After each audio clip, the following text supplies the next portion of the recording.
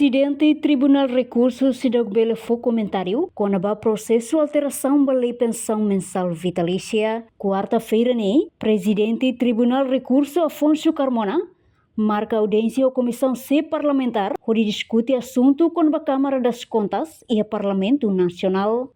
Foi Banhira jornalista que confirma assunto com a alteração lei pensão mensal vitalícia Presidente Tribunal Recurso lá foi comentário também processo lá o rela.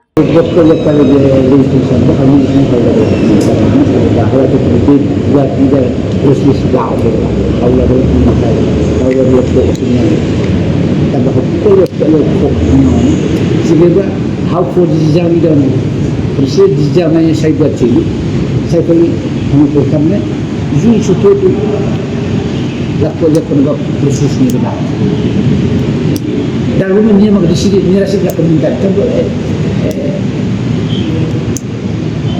dia dari sisi tak terlibat kemudian apa itu dia ambil dengan awal permintaan masih untuk kepada awal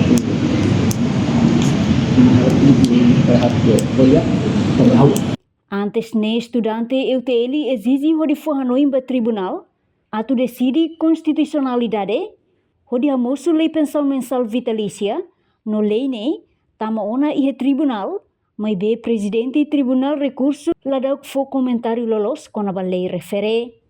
No estudante UTL exige, tamba considera, lei pensão vitalícia no dar lei injustiça, nebe habokur reit ex titular sira.